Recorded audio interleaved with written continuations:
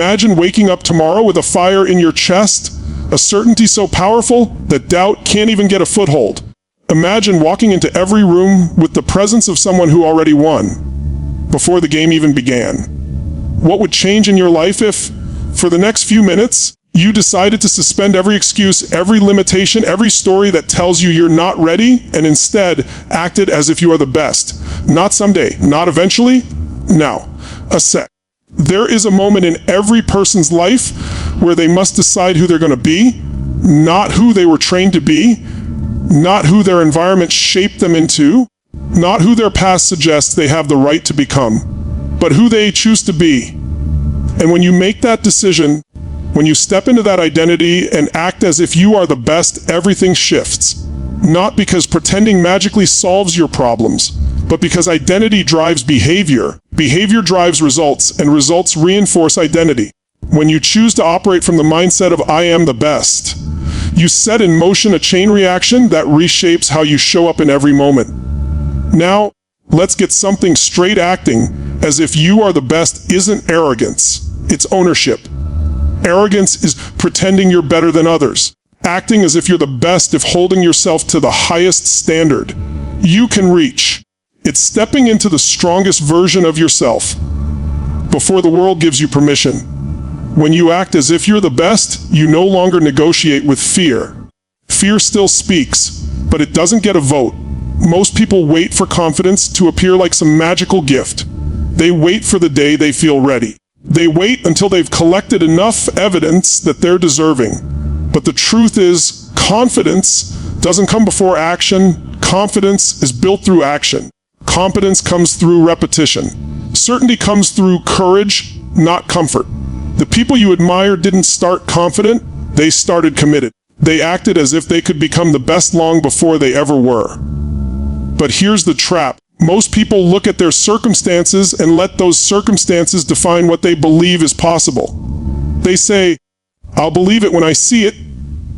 But life doesn't work that way. You must see it before you believe it, and you must believe it before you achieve it. It's not about lying to yourself, it's about leadership. You cannot lead your life from a posture of doubt. You can only lead it from a posture of decisive embodiment. If you want an extraordinary life, you need an extraordinary standard, and that standard begins with the question, how would the best version of me act right now? Because when you act as if you're the best, you begin shaping yourself into that version. Would the best version of you hesitate? Would the best version of you shrink back when things get hard? Would the best version of you keep playing small to avoid judgment? Would the best version of you keep waiting for conditions to be perfect? No. The best version of you would move. They would show up with presence. They would speak with clarity. They would act with purpose. They would demand excellence from themselves, not because someone is watching, but because greatness is the only language they're willing to speak. Every day, you're broadcasting something with your posture, your tone, your decisions, and the world responds to the signals you send. When you act as if you are the best, you stand differently. You breathe differently. You speak differently. You command differently. The world doesn't give respect to people who whisper their value. It responds to those who embody it. And let's be real, the world isn't waiting to hand you greatness. It rewards those who claim it, those who walk with the energy of someone who has already decided that success is not optional, that excellence is their baseline. That effort is their responsibility. That discipline is their privilege. That growth is their identity. But acting as if you are the best doesn't mean you stop learning. It doesn't mean you stop growing. In fact, it's the opposite. When you act as if you're the best, you train harder because you understand what's at stake. You prepare more deeply because your standard won't allow mediocrity. You accept feedback without defensiveness because the best are obsessed with improvement. You don't hide from weaknesses, you hunt them down and transform them into strengths. The best doesn't mean flawless. It means relentless.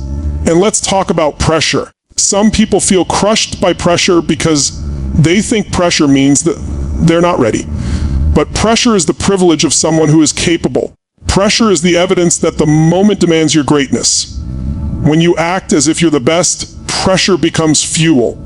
You don't run from it. You rise to meet it. You don't fear failure. You fear not giving everything you have. You don't worry about what others think. You worry about betraying your own potential. Here's a truth many people don't want to confront. Most lives are built from habits of hesitation. They wait for clarity. They wait for inspiration. They wait for someone to validate them. But waiting is the enemy of greatness. When you act as if you are the best, you don't wait for opportunities. You generate them. You don't wait for motivation. You create momentum. You don't wait for permission. You grant it to yourself. Acting as if you're the best also means eliminating the story that you're not enough, not smart enough, not talented enough, not experienced enough, not worthy enough. Those stories are just heavy backpacks you've been carrying around for far too long. They might feel familiar, but they aren't true. And even if they were, they are irrelevant. What determines your future is not your story, it's your state, your identity, your decision to rise. And remember this: people follow certainty, not perfection, not qualifications. Certainty. When you act with conviction, the world feels it. Opportunities feel it. People feel it. And you start attracting relationships, challenges, and possibilities that are aligned with the version of you who doesn't settle for average. Are you going to slip sometimes? Absolutely. Are you going to doubt yourself occasionally? Yes. Are you going to face setbacks? No question. Acting as if you're the best doesn't make life easier, it makes you stronger. It gives you the internal architecture to stand in the storm and still declare, I know who I am becoming. It gives you emotional armor. It gives you psychological presence. It gives you the resilience to keep going when others fold. When you act as if you are the best, you teach your mind what to focus on. You train your nervous system to operate from power instead of fear. You condition your thoughts to align with your goals instead of your excuses. And once your mind learns that state, once it knows the feeling of being unstoppable, it becomes your new baseline. But make no mistake, acting as if you're the best is not a one-time choice. It's a daily practice, a commitment, a standard you set every morning. You choose your identity before the world chooses it for you. You choose presence before distraction. You choose leadership before fear. You choose action before insecurity. And with each choice, you carve out a version of yourself that you once thought was impossible. The great tragedy is not that people aim too high and miss. It's that they aim too low and hit. But when you act as if you're the best, you don't aim low. You aim high. You aim at the version of yourself that scares you a little because you know it matters. You chase the goals that stretch you because comfort doesn't create champions. And here's the kicker: the moment you begin acting as if you're the best, your brain begins organizing itself around that identity. New patterns emerge. New habits form. New opportunities appear. You begin to live from a place of creation instead of reaction. And before long, the identity you once acted as if becomes the identity you naturally embody. So today, right now, you get a choice. You can keep playing the role of the person who's almost ready, almost capable, almost confident. Or you can decide that you're done with almost. You can stand up, step into your power, and act as if you are the best. Not because you're pretending, but because you're preparing. Because you're becoming. Because the world needs the strongest, boldest, most fully activated version of you. And deep down, you know it. And when you do that, when you commit to that identity with everything in your being, something extraordinary happens. Life stops feeling like something that's happening to you and starts feeling like something you're creating. You stop reacting and start shaping. You stop holding back and start accelerating. You stop dreaming and start doing. Act as if you are the best, not to impress anyone, not to inflate your ego, not to chase perfection, but to unlock the blueprint that has been inside you from the beginning. Because the truth is, you don't become the best by waiting. You become the best by deciding. And once you decide, fully decide, your life will never be the same. When you act as if you are the best, something powerful begins to shift in the way you think, move, and interpret the world. You start to realize that life responds to identity far more than it responds to intention. It's not enough to hope for change. It's not enough to desire greatness. Hope is passive. Desire is a spark. But identity is the engine. Identity is the force that creates alignment between what you say you want and what you actually do. So, when you step into the identity of someone who is the best, you naturally begin to behave in ways that the best behave. You start taking actions that the best take. You start eliminating the distractions that the best have no time for. You start speaking with a level of certainty that makes people listen. You start walking with a level of presence that makes people pay attention. And you begin to notice something fascinating. The standards of your old life begin to fall away. You are no longer satisfied with average effort, average results, average thinking, or average energy. You feel deep inside that mediocrity is simply too small for you now. And that's the moment where transformation becomes permanent. Because once you taste what it feels like to walk in the identity of someone who's the best, you can't untaste it. You can't go back to a smaller, more hesitant version of yourself. It's like trying to fit into clothes you outgrew. They simply don't belong to you anymore. The world tries to convince you that humility is shrinking, but real humility isn't about shrinking. Real humility is the courage to pursue your full potential without apology. Real humility means acknowledging that you have a responsibility to develop your gifts, not bury them. Acting as if you are the best is not arrogance. It is alignment. It is integrity. It is taking ownership of the potential that was placed inside you. It's recognizing that minimizing yourself serves no one, not your family, not the people you could impact, not your future, and certainly not your purpose. And here's the truth, you are already walking around with strengths you haven't activated yet, with capacities you haven't tested, with talents you haven't committed to. Most people use a small fraction of their ability because they're too afraid to step into the identity that demands its full use. When you act as if you're the best, you trigger those dormant abilities. They wake up. They come online. You start accessing creativity you didn't know you had, discipline you didn't realize you could tap into, courage that was always there, but buried under layers of hesitation. There's a time in life when you must stop negotiating with your limitations. You must stop creating a soft place for your excuses to land. You must stop submitting to the comfort zone, because the comfort zone is not comfortable. It's suffocating. It feels safe, but it is the death of potential. When you act as if you are the best, you refuse to let comfort be the driver anymore. You let purpose take the wheel. You let vision steer the direction of your life. You let discipline push the gas.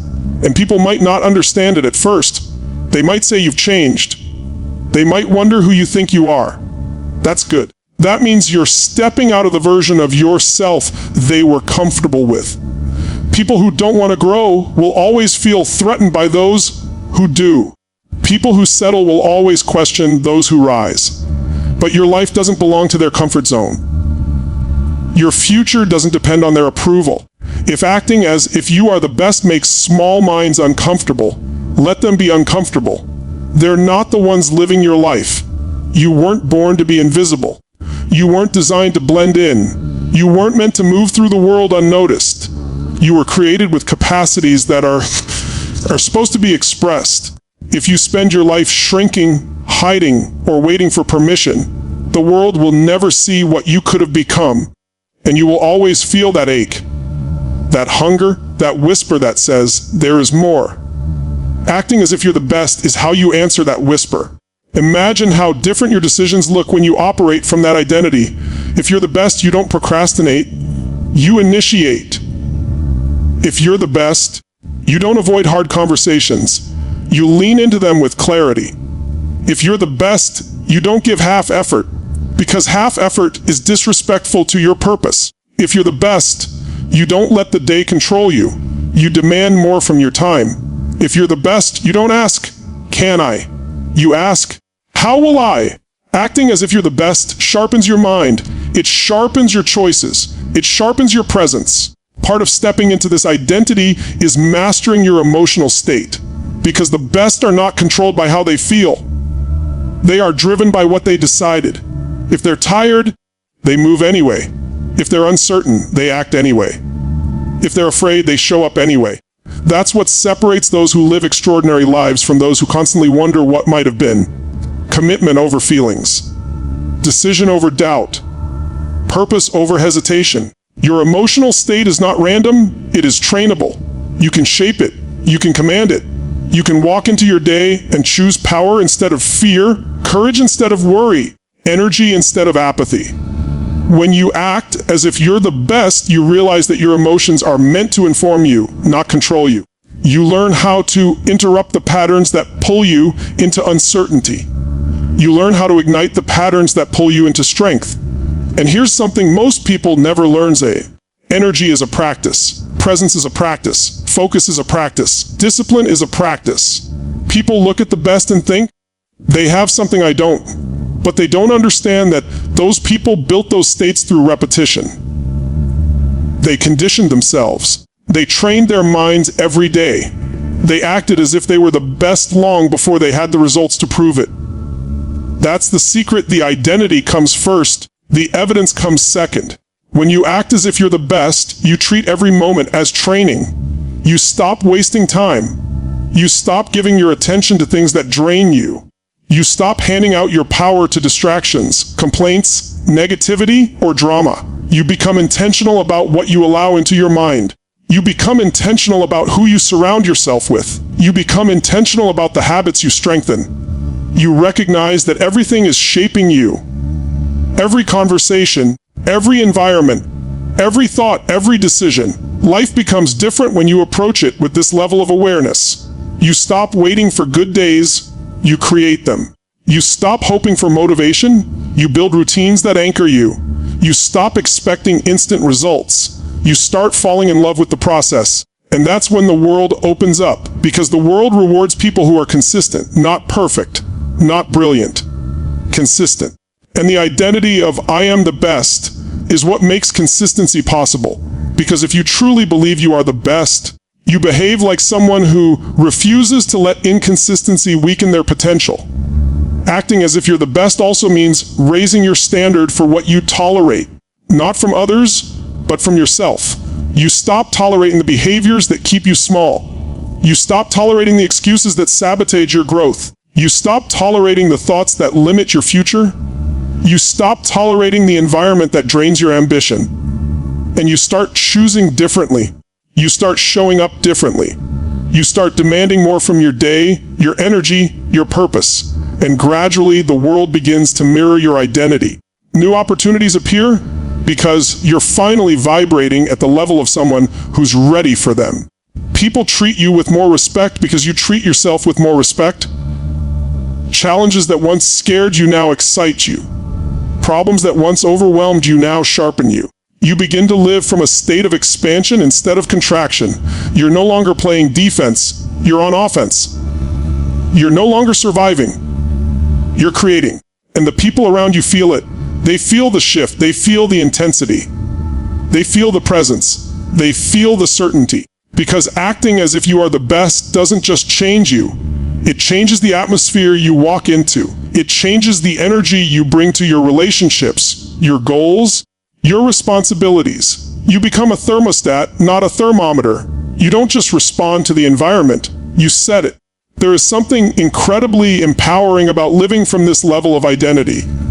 You stop competing with other people and start competing with your potential. You stop measuring yourself against the world and start measuring yourself against what you are capable of. You stop worrying whether people think you're doing too much and start worrying whether you're doing enough to honor the life you want to live. Because one day, whether you're ready or not, time runs out. One day the clock hits zero. One day the chance to become everything you're capable of becomes a memory. And on that day, the question won't be, did people approve of me? The question will be, did I show up fully? Did I live boldly? Did I act as if I was the best version of myself while I still had the chance?